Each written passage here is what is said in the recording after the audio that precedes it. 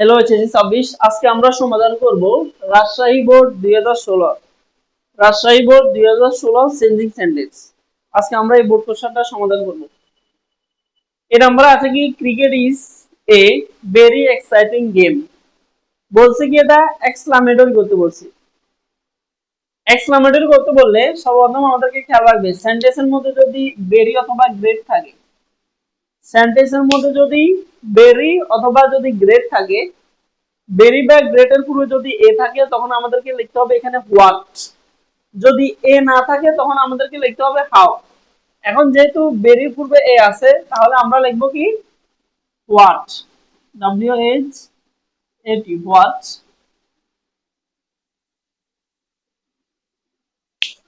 তারপর আমাদেরকে লিখতে হবে কি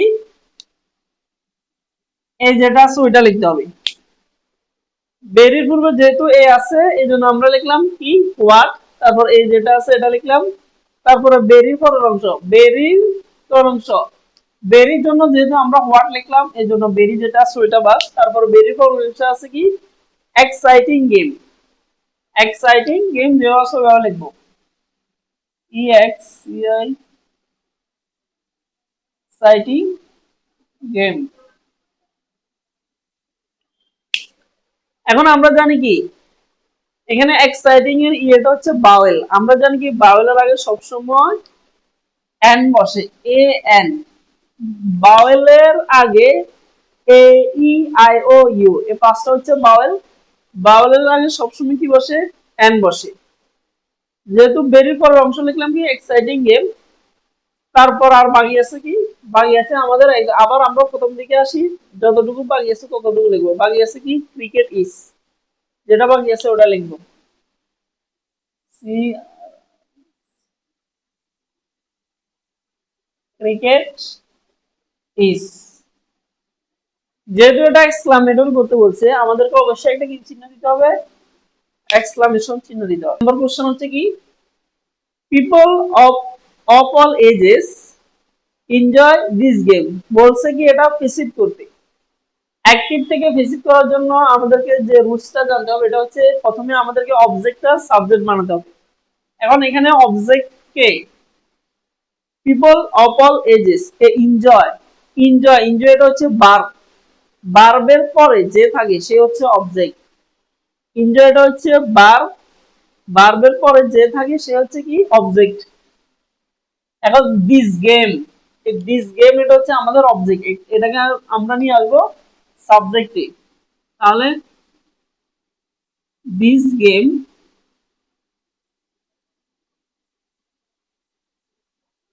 তাহলে অবজেক্ট যেটা ছিল ওটা বানালাম কি সাবজেক্ট, অবজেক্ট কে বানালাম সাবজেক্ট।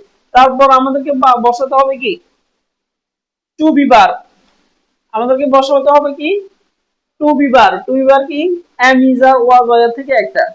এখন আমরা কোনটা বসাবো, এখন ইজ আর বসাবো নাকি ওয়াজ ওয়ার। যেহেতু এখানে এনজয় ভার্বের বি ওয়ান আছে, যেহেতু এখানে ভার্বের বি ওয়ান আছে আমরা দা গেম যেহেতু সিঙ্গুলার এই জন্য আমরা এখানে বসাবো কি ইজ।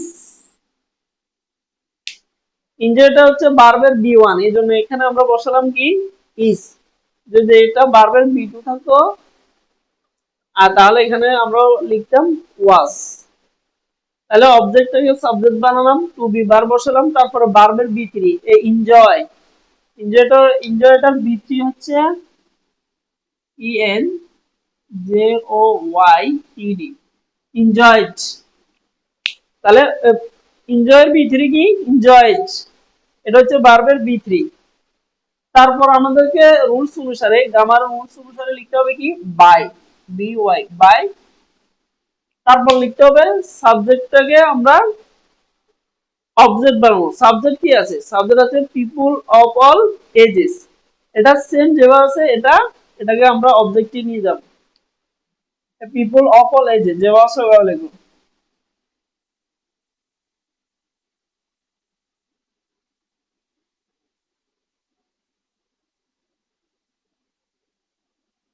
এজেস। তারপর সি নাম্বারটা হচ্ছে আমাদের কি at present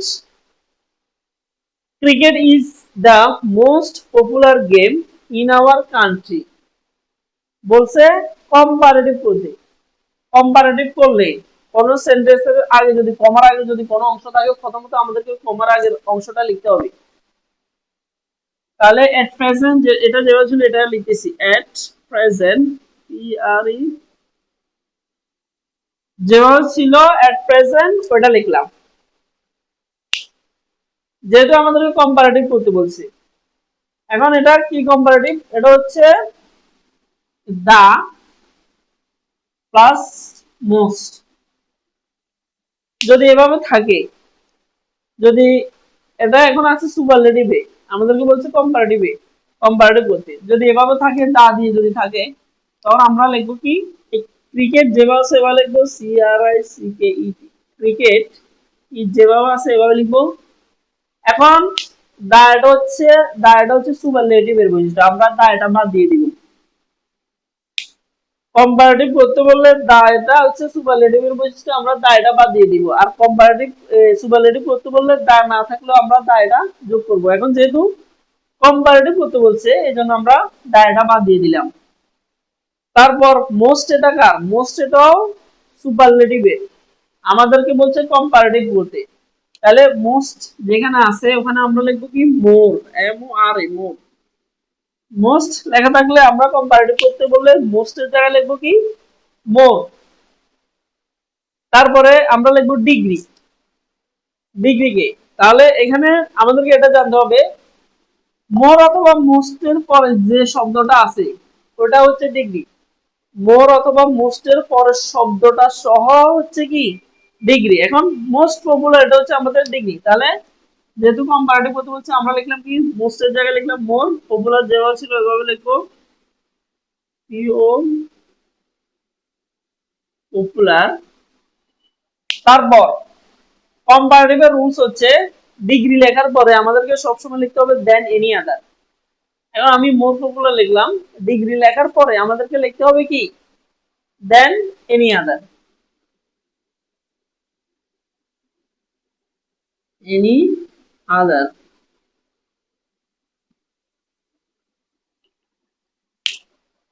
than any other লেখার পর আর বাকি আছে কি, আর বাকি অংশ সেম যেভাবে আছে ওইভাবে লিখবো, গেম ইন আওয়ার কান্ট্রি যেভাবে আছে ওইভাবে লিখবো।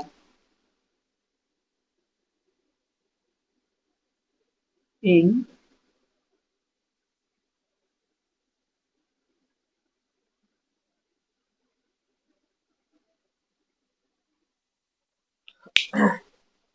cricket is a caustic game. People of all classes enjoy playing it. Simple করতে বলছি, যদি সিম্পল করতে বলে শুধু যদি দো বা অলদো থাকে তাহলে দো বা অলদো এটা বাদ, কারণ এটা হচ্ছে গ্রামার রুলস। এটার পরিবর্তে আমরা লিখবো কি সিম্পলে ইন স্পাইট অফ অথবা ডেসপাইট, আমরা লিখতে পারি in spite, S P A T, spite of, in spite of. তারপরে আমরা এখানে যদি টু বি ভার্ব থাকে অর্থাৎ এম ইজ আর ওয়াজ থাকে তাহলে আমরা এখানে লিখবো বিং। এম ইজ আর ওয়াজ এর আগের অংশ এখানে টু বি ভার্বের আগের যতটুকু অংশ আছে সবগুলো আমরা বাদ দিয়ে দিব। তাহলে সিম্পল করতে বললে যদি এখানে দো বা অলদো কোনো কিছু থাকে তাহলে আমরা দো বা অলদোর পরিবর্তে লিখলাম কি ইন স্পাইট অফ। তারপর আমাদেরকে লিখতে হবে সেন্টেন্সের মধ্যে যদি টু বি ভার্ব থাকে, am is are was were এটা থাকলে এটার পরিবর্তে আমাদেরকে লিখতে হবে being, B E I N C, being. আর যদি এখানে লেখা থাকে হ্যাভ হ্যাজ হ্যাড এটার জন্য আমাদেরকে লিখতে হবে হেভিং। তাহলে আমি দো বা অলদোর পরিবর্তে লিখলাম কি ইন স্পাইট অফ, তারপরে টু বি ভার্বের আগে যতটুকু আছে সবগুলো কেটে দিব। টু বি ভার্বের আগে ক্রিকেট আছে, ক্রিকেটটা বাদ, তাহলে আমি দোর জন্য লিখলাম কি ইন স্পাইট অফ।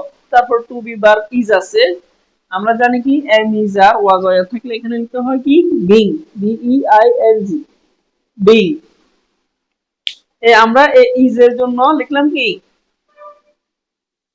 বি, যেহেতু ইজের জন্য আমরা বিং লিখছি এই জন্য ইজ এটাও বাদ। আর বাকি অংশ কোনো পরিবর্তন নাই, সেম যেভাবে লিখবো।